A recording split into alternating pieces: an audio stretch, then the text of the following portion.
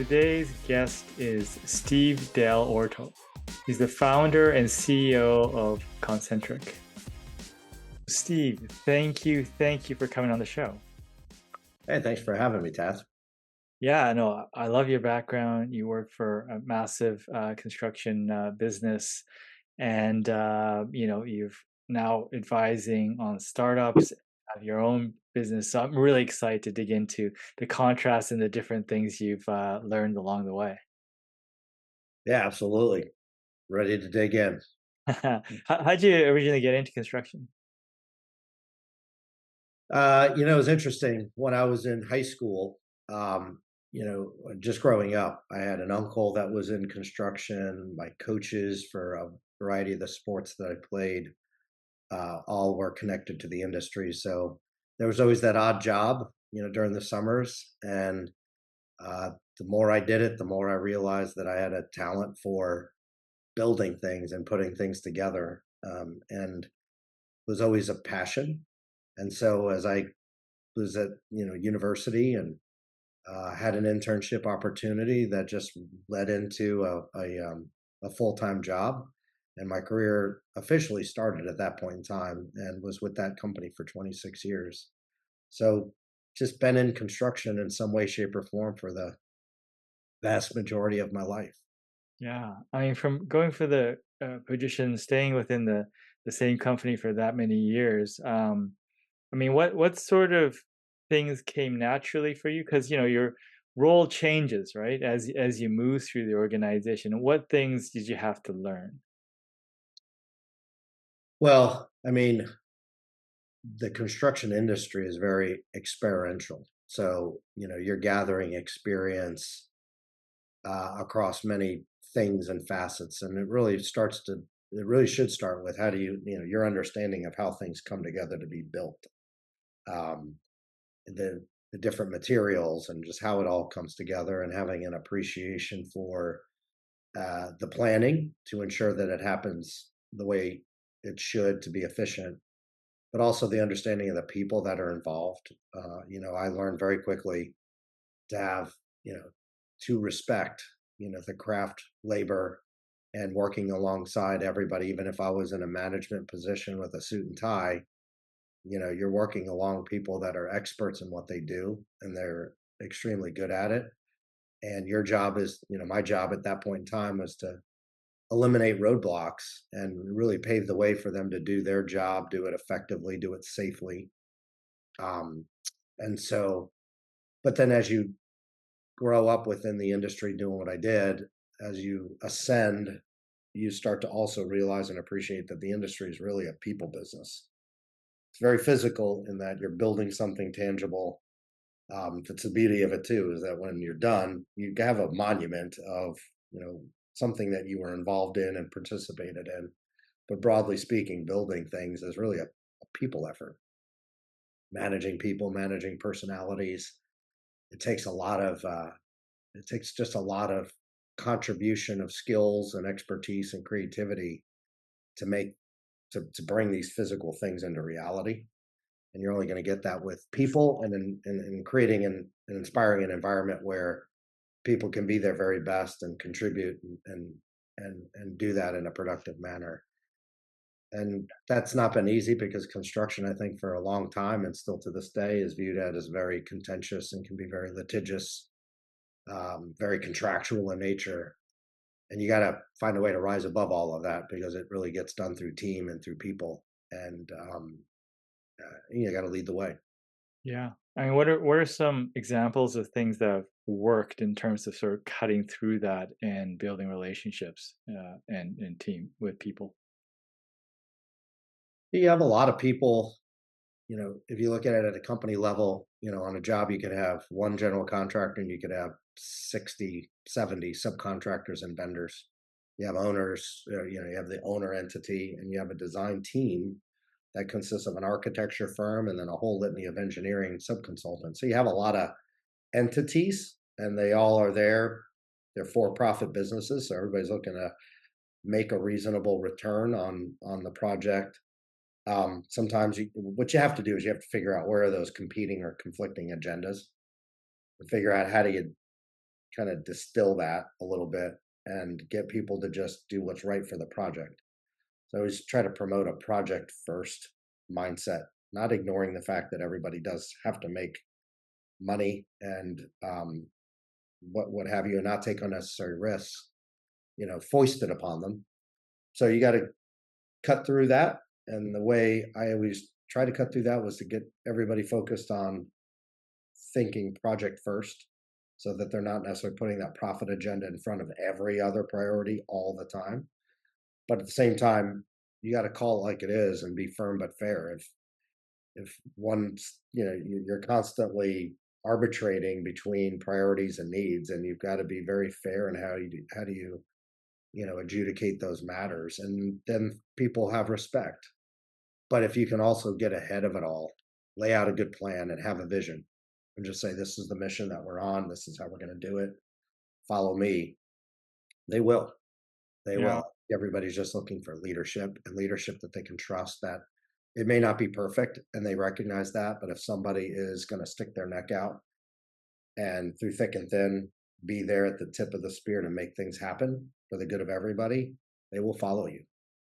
Yeah, for sure. And I mean, I guess it helps if you've worked with, some of these groups before. Very relationship based, and you have a reputation, and you have to you have to never never ever sacrifice that reputation, because that reputation is a bit of your currency. But if that's good, you can get amazing things done, but you have to follow through. Yeah, for sure.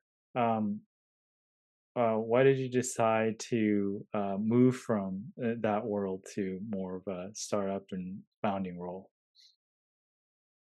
I had been doing it for so long, and immersed in it, in the trenches, all the way up to being the executive officer and responsible for $2 billion worth of projects in any given year. You see a lot of pain points and pinch points, and if you really take a step back and you look at the construction industry, it hasn't changed at the rate it needed to change in order to you know maintain a level of efficiency and productivity. And that's not just like people hours. It's just you know it seems to take longer to get things done than it used to. And at the same time, you have this vice of time that's just constantly squeezing. Things have to be done faster, sooner. And I just got to a point where the current trajectory of where we're at as an industry, the general status quo, and the rate of innovation in particular areas that I was passionate about, were not going to get us there.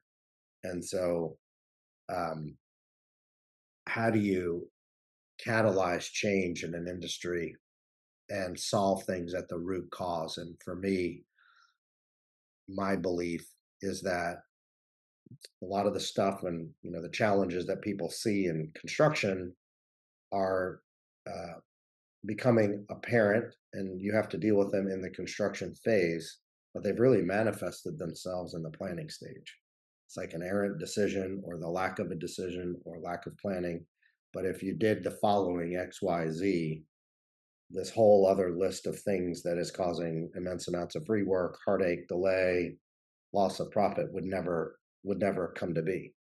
So as much as I tried to solve that while I was still in the that as a GC, I just knew we didn't have the people, and it wasn't scalable no matter what you do.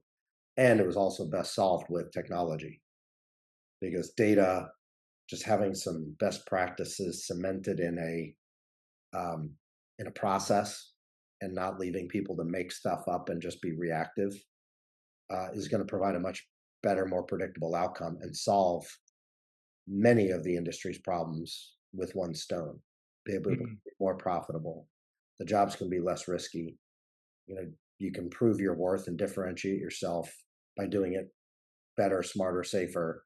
So therefore, you're going to win more work, and you can do it without having to add people and throw people at all these issues. That you can actually get more out of the talent and the resources that you have if you can just automate a lot of the stuff that they're doing, which is that tedious data entry, rote work and free up that bandwidth to really go do what, humans can do best, and really, act as a force multiplier, if you will, to get more things done with the same resources that you have. That's not because you're overworking people. You're actually doing the opposite. You're making it easier. The work life balance gets better. There's just a tremendous amount of slag, if you will, that people are dragging along because it's just these manual things that they're having to do over and over and over, almost with an abacus. What did you do when you decided? Like, did you go in early with someone, or like, what were the steps? Because at this point, you haven't started a technology company before. No, but I went head first, and I just, I'm gonna figure this out. I had a good friend of mine, not in the industry, but definitely in the startup world. I live in the Bay Area, so you can't throw a rock without hitting somebody who's got some sort of startup venture capital connection. And he painted it pretty clearly. He said, "Hey, look, Salesforce Tower. You built it, right? Yeah. Did you design and do the structural engineering? No. Okay, well, what did you do? You told me what I did. You built a great team. You had the vision. You laid out the plan, and you saw it through to make sure it got executed and turned over on time. And building a software company in particular, there's a lot of similarities to that. And so I just took the plunge, figured it out as I went without a safety net. But it was pretty familiar to me. How do you build a business? How do you find and hire the talent that you need to, you know, ultimately build and execute on the vision that you lay out? And I had a strong thesis on how to fix the industry at the root cause, i.e., in the planning and pre-construction phase, to avoid all the issues and challenges that people are trying to, you know, solve the symptom without really addressing what is the root cause of the issue. So um, I just started to build a team that ultimately is the company, and we were producing the platform and the experience that I had accumulated 3 sketchbooks full of. Hey, what would the perfect pre-construction machine look like? So we had all the ingredients. I just put it all together. Very cool. You said most things were familiar, some weren't. What were the things you had to learn? There's a big difference in when you have a product, or I'm sorry, when you're a GC, you're selling a service. And so the sales engagement and the way that you transact is entirely different. You have a client that ultimately wants something built, and they solicit proposals from 3 or 4 people. So you're selling your service and the value of your company and your people to one individual, and you're competing against three. When you're selling software, you build the software and you want to sell it to 1 million people. And so that whole thing is wildly different from what I know, being a general contractor.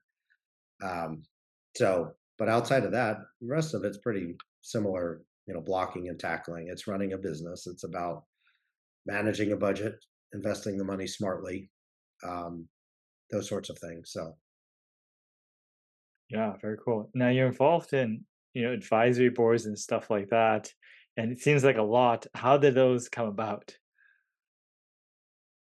they just came about at different times through, different introductions and connections. But for the I mean, on the whole, all of them sought me out just because I have 26 years of experience in the industry. And then, having been on the technology side, the venture capital side, the startup side, a growing experience there, with the talent for product as well. So I think, as people approached me, if I felt like the idea was sound and was going to really have the potential to improve the industry, and of course, if the team and the people I'd be working with were, good people, I was always willing to help. I had a lot of people go out of their way to help me when I made my plunge, and so it's a bit of a pay it forward.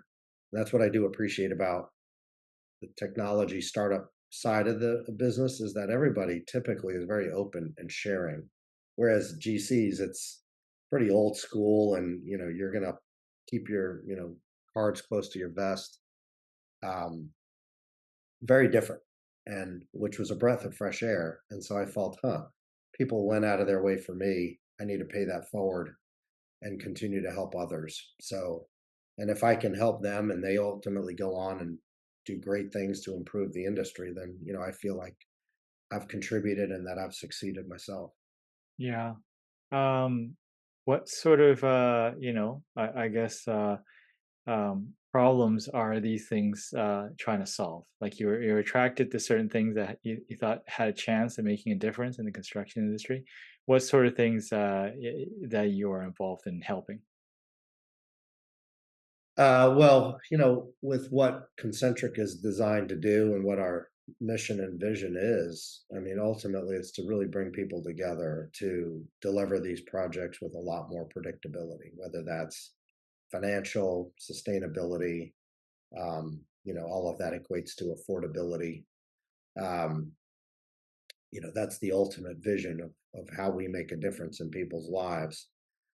Just sitting in the meetings that I did when I was a general contractor, I could empathize with the plight of the owner, with the plight of the design team, and obviously with the builder.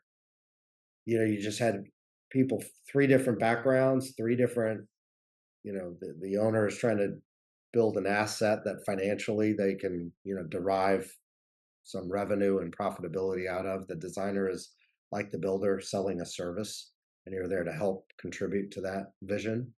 Um, but when the three get together, how do they each share information in a way the other person can consume it?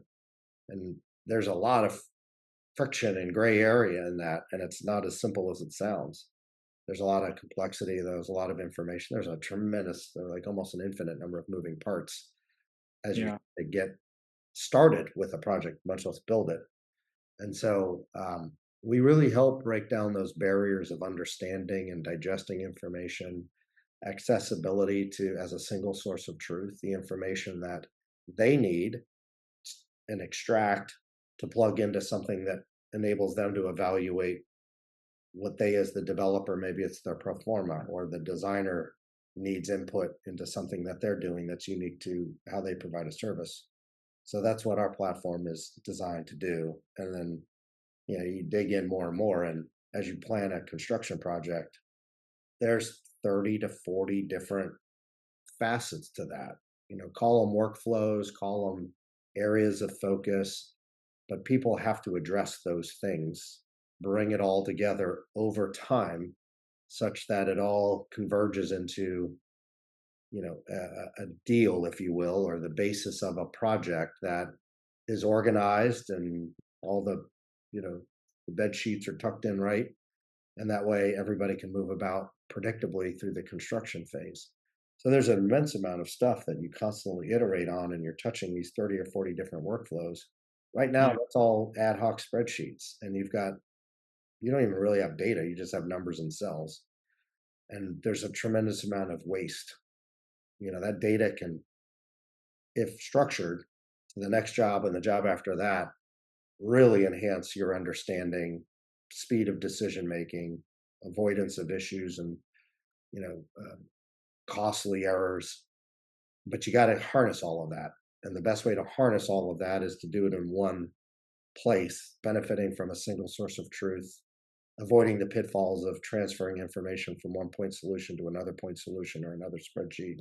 Just bring it all together and unify it. And the project management end of the equation, when you're building a job, they have platforms that have the six or eight predominant workflows all in one place, and they've experienced the benefits. Planning is a completely different set of people, different, certainly very different backgrounds, expertise, process. It's two different worlds, but pre-construction and planning for the owner, the benefit of the designer and the builder, nothing exists. Mm, So that's what we're solving for. got it. What uh you know, which sort of has it been easy to get the various groups on board with this? Is there one group that's been more call it early adopter compared to the other? Like where have been your sort of friction points? Well, it's been well received. Not that it's easy, but I think the industry and the the type of people that we're talking to um, are ready for change. They see it. They resisted it 10 years ago, but now, whether it's new people, younger people, new pressures, everybody's coming at it now saying, yeah, the status quo is not cutting it. We need something that's going to do it much, much better.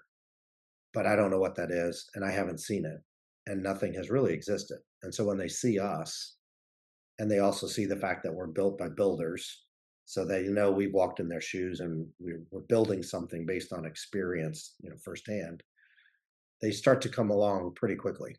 Um, and we are primarily um, engaged with the general contractors because they're providing a service to the owner. The owner's not doing that work themselves; they actually delegate that to the builder, so we can solve the needs of both parties with one stone, if you will. If we help the builder do it better and smarter, then that information, the accuracy, the experience of how all of this goes over time, that that becomes much more improved and better for the owner as well. Um, so we kind of went right at the root, building this thing from the bottoms up to service the workflows that are then going to produce the results that everybody's counting on, as opposed to top down, where you're just trying to rearrange the deck chairs at the high level, hoping that it adds up to something more efficient. But the problem in our industry is that everything down to below, from a data perspective, is there's no underpinnings, there's no structure, there's no repository, there's nothing you can do with it until you build the very workflows that now start to channel and harness that data into a much more structured state, and then you've got something to work with. And we've gotten to that point, and now people can really see the power of a platform. Yeah, very cool. You mentioned earlier that, on the startup tech side, there's more of a, helping, sharing. In the construction or the GC side, people are holding their cards. Ultimately, I think as an interesting industry, like sharing information, there's a greater good to it. How do you think we can encourage that more? What's happening on the tech side into the construction industry? I think if people can see firsthand the benefits of what that data can do for them in the way that they can analyze it and make better, more informed decisions, I think you start to realize that sharing the information that is not truly proprietary, you might actually get back more than what you give. And you see it in other areas, not in construction, but crowdsourcing. And I mean, just look at social media. Everybody's sharing information. They're letting you track where you're going, and you're only going to do that because there's some app or something that's going to provide you benefit from you giving them that access. I'm not saying that's what we're doing, but you can just see how the generations are changing in their thinking. And so I think in the future in our industry, people are going to be willing to share not competitive secrets or not specific project details, but if I can uh, have my own data positioned to give me assurance that what I'm thinking is in line with a grouping. But better yet, if I can, so I'm not reading my own press clippings, if I could see some other anonymous data points, it's going to be reassuring, or it's going to show that I do have a problem, whatever that might be. And so by sharing, you're getting added assurances that you're not way out of line. So I think there's some great opportunities there. I think there's great opportunities as everybody creates and generates ideas within the industry of how to optimize buildings or whatever the asset is. It could be a bridge, highway, it doesn't matter. But those ideas, are you winning and losing a project because you had that one idea? More often than not, no. So if we can all capture these ideas and have this greater expanding library that is going to help us optimize a design or dig us out of a hole. I think there's enormous opportunities. And I'm speaking broadly here, but I truly do believe that there's going to be those barriers are starting to come down a little bit, and people are focusing on competing more on the value add that they bring to a project rather than being the cheapest low bidder. Yeah, for sure.